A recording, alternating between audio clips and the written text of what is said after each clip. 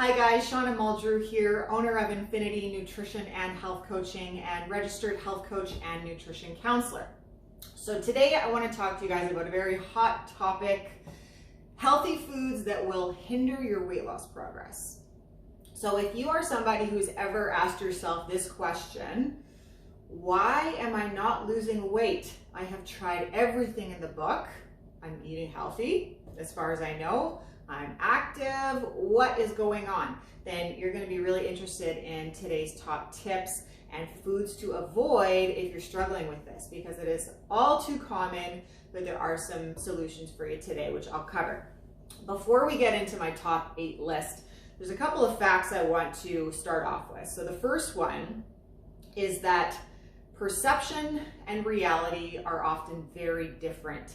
So what I mean by that is people's perception about themselves and their decisions are that they're eating healthy, they are taking in a reasonable amount of calories that should align with weight loss, and things should be moving in the right direction. But the reality is that people overconsume calories without even realizing it. And it's very easy to do, and it's all too common, unfortunately. So I'll help you guys out with that today. The second fact is that it is entirely possible to eat healthy, nutritious foods, but simply be eating too much of them. So we need to make sure that both the quantity of food and the quality of food aligns with your goals in order for weight loss to occur. So that being said, let's get to our top 8 culprits on the list of foods you want to be really careful about. Number 1, granola. So I don't know about you, but I love a little granola on a parfait, topping it over some Greek yogurt, having a little cereal with some milk. It is delicious, it's crunchy, it hits the spot. But the problem with granola is that it is very, very calorie dense. So even if you take cashew, for example, that's a really good brand. There's clean ingredients, not too many preservatives. Relatively, good in terms of nutrition, but if you look at what 1 cup of it equates to in terms of calories is about 300 calories. If you compare that to other reasonable cereals, things like plain Cheerios or brown Rice Krispies, that's about triple the amount of calories you're getting in something like a granola. So the thing with granola too is that, people like a lot of snacking, eat a few handfuls here and there. It starts adding up without you even realizing it. So you have to be very, very careful about the portions. It's not to say you should avoid it altogether, but be sure that you measure it. My rule of thumb for clients, depending on their goal, is limit it to 2 to 4 tablespoons, like no more than a 1/4 cup if you're consuming it on something like yogurt or even just plain as a snack. So watch this guy here. Number 2 is bars. So protein bars, energy bars, fruit and nut bars. There are hundreds of bars on the market, and they're marketed to make you think that they're really healthy. And while there are some nutritious options out there, the vast majority of them are not healthy. So I'm gonna throw Cliff under the bus here and use Cliff as an example, because Cliff bars have sugar overload. So if you break down the actual ingredients list, and not to mention the calories itself, like you're looking at 250 calories for 1 bar. And you can eat this in a matter of a minute or 2, right? And 250 calories is pretty substantial. But the other thing to keep in mind is that, this is a highly processed bar. There are 4 different types of sugar hidden in the ingredients list. It's an addicting product, right? It's an addicting ingredient. So we want to make sure we limit our sugar intake, because that's what can trigger cravings and then overconsumption and that need to keep eating high sugar products. So be very, very careful about these. And even the good quality bars, they're convenient, they're easy, they taste really good, but you're still looking at about 300 calories a bar. for good quality ones. They're fat-based, so they naturally are going to have a lot more calories. So watch your intake of the bars. Only consume when you absolutely have to, but you know, try to limit those if you're watching your waistline for sure. Number 3, trail mix. This one is tricky. I've had a lot of clients proudly tell me about their, you know, their week's worth of you know, meal planning and healthy snacking, and they proudly tell me that, you know, trail mix is a healthy choice they've been snacking on. Not measuring, not having any idea that, you know, 1 cup of trail mix, which is easily done when you're just grazing and, you know, grabbing by the handful there, is over 600-700 calories. So it's very, very calorie dense. Not to mention, it's high in fat. And yes, it is the good fats usually, because there's lots of nuts in trail mix, which makes up for the fat content, but fats equals calories, right? Dried fruit is another big one in trail mix. And dried fruit, contrary to what a lot of people think is healthy, is loaded with sugar. I'm talking for a cup of dried fruit is over 100 grams of added sugar. That is way past quadruple what we should be intaking in a day for sugar. So that's not good. If I'm going to have dried fruit, I'm going to get a no sugar added or reduced sugar version and limit it a lot. The 3rd ingredient in trail mix traditionally is milk chocolate. Need I say more about that? I don't think so. So watch trail mix, and if you're going to have some for a quick, you know, an easy way to grab some fuel, get some calories if you're starving, you have to measure, because it's so easy to grab handfuls and handfuls and handfuls, and all of a sudden you're over 1,000 calories without even realizing it. So be very careful about that. Number 4, so milk. All right, milk. So this is coconut milk. I'm referring to really most types of milk. So coconut milk is especially high calorie because it's so high in fat.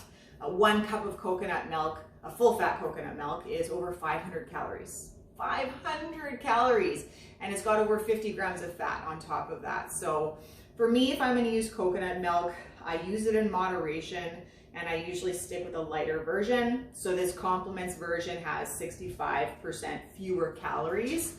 It's just a little bit watered down, but you know, if you're watching your weight, then you know, cutting calories in little strategic ways like that can be very, very helpful. Dairy milks have lots more sugar. So even skim milk is over about 100 calories or so, but you're looking at over 10 grams of sugar. And then the 1%, 2% homogenized milk has more fat in it too, more calories. So, and you just want to be careful about drinking calories in general for anything. I try to limit my calories to foods that I'm actually eating versus drinking, unless it's something I make like a smoothie or something like that that's highly nutritious and pretty low calorie. So watch milk.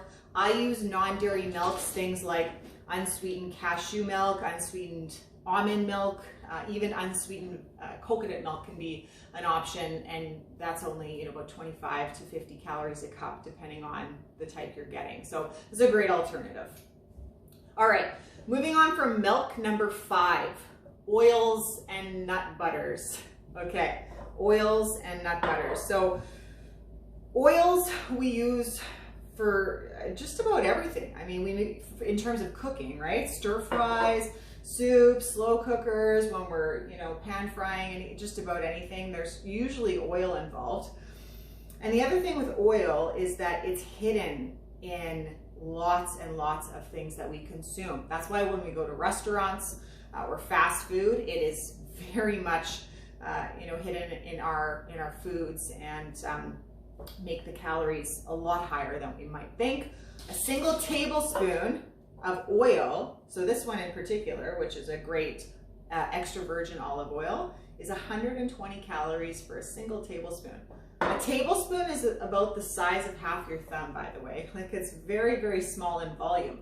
And, I know most of you guys are probably notorious when you're using oil to just give it a free pour, right? So chances are, you know, you might be using maybe double or triple what you think you're actually using. And when we're talking about 120 calories for a single tablespoon, that's going to add up exponentially. So, and when it's hidden in foods like, you know, dressings, sauces, marinades, things like that, you really got to watch those products because, again, perception versus reality, right? We really have to educate ourselves and understand what is in our products, what are we using, how much are we using, you know, when it comes to these high calorie products, so that we're not over consuming them. Peanut butter. So who's ever in their life taken a spoon and taken the jar of peanut butter and done one of these snack sessions here? 500 calories later, maybe 1,000 calories later, right? It's similar to oil.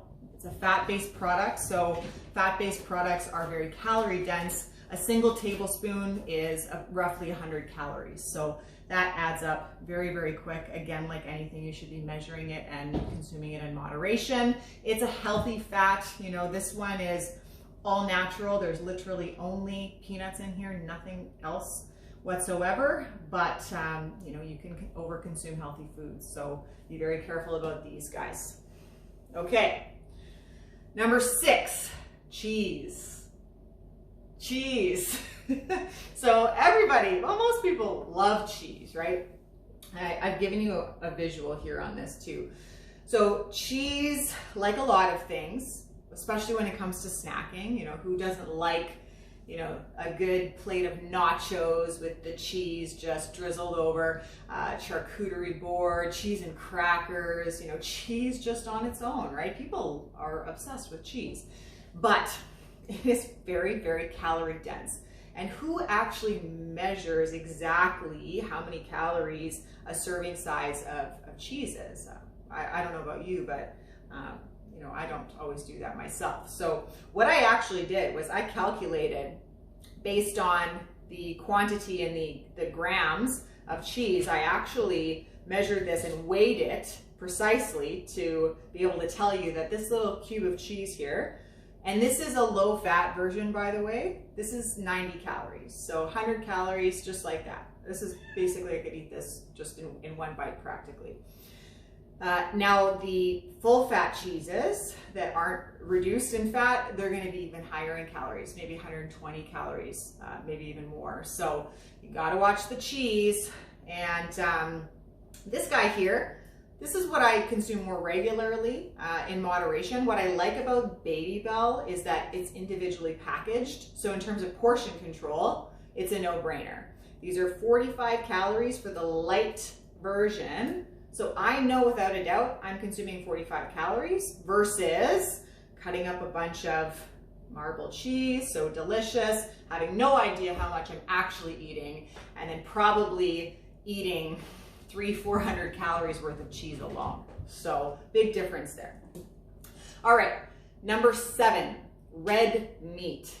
I don't have any red meat out on display, but I mean, red meat is, you know, anything like beef, bacon, steak, you know, the high fat, high calorie meats. And they're very, very much higher in calories than things like, you know, the leaner cuts of meat, white fish, poultry, things like that. So, and with saturated fat on top of that. And saturated fat is something we really want to limit in our diet, which is attached to a lot of health risks, you know, heart disease, all sorts of things, stroke. So when it comes to red meat, I'll just give you a couple of examples here. And this is where portion distortion, when we go out to eat at a restaurant, is very, very applicable, because some of their smaller cuts of meat are still 8 ounces. So you go to order a modest 8-ounce steak, thinking you're making a healthy decision, thinking that portion control is fully in effect here, but an 8-ounce portion of a good cut of steak is over 600 calories. 600 calories just for the meat. Never mind if you order the big whopping 14-ounce that most steak places have on the menu, over 1,000 calories in one shot.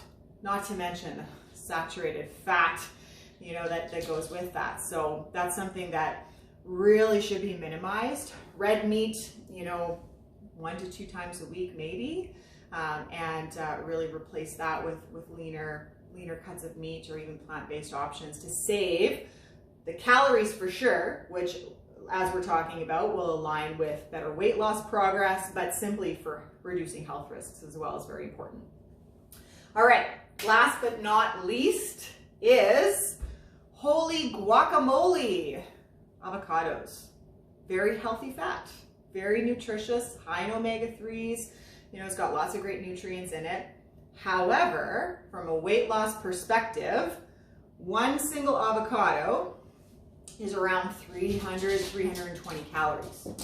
So if you're making guacamole and you're adding things like tomatoes and onions and, keeping it super healthy, but you're using 4 or more avocados in this snack that needs to be eaten pretty quick before it starts oxidizing and turning brown, maybe there's 2 of you guys, maybe there's more, but the bottom line is it's a very high calorie snack, right? 4 avocados is equivalent to over, about 1,200 calories. So, for some women trying to lose weight, staying between 1,200 to 1,400 calories, maybe a little bit more depending on how active you are, that's usually the goal. So when you break it down like that, again, it's very, very high calories. So you want to watch the guacamole, you want to watch the avocados. I consume avocados regularly because, again, they're a very healthy fat, but I'll have a quarter at a time or maybe half, okay? Not the whole thing in one shot if I'm watching my weight. So that's my top 8 list for foods that will hinder your weight loss progress if you're not careful. So the bottom line here, guys, you have to make sure that you have good quality food in your diet, but the quantity needs to be the center of attention here. It's not it's not necessarily more important than quality, because we want to make sure that you're getting vitamins and minerals and antioxidants and all the things that will fuel you from the inside out. But when it comes to the volume of food, if you're over consuming calories, regardless of whether they're healthy or unhealthy, you will not lose weight. You will not. You have to remain in a calorie deficit. And 3,500 calories is equivalent to 1 pound. So you have to cut 3,500 calories somewhere from your active metabolic rate in order for 1 pound of weight loss to occur. So it does take some work, it does take some effort, which is why you have to be very attentive to, measuring portions, reading food labels, educating yourself on proper eating habits. It's also so important. Or, consider maybe hiring a health coach. We are definitely the experts in this field, and we take the complexity and the confusion out of the equation for you to empower you to understand how to better fuel your body and to lose your weight. So that's what we do, and that's how we can help. But start by helping yourself by applying these tips today, and don't be surprised if those pounds start coming off. So thanks for watching. Again, I'm Shauna, owner of Infinity. If you want to get some more information on what we do, check out winnipeghealthcoaching.com, and hope you guys have a great day.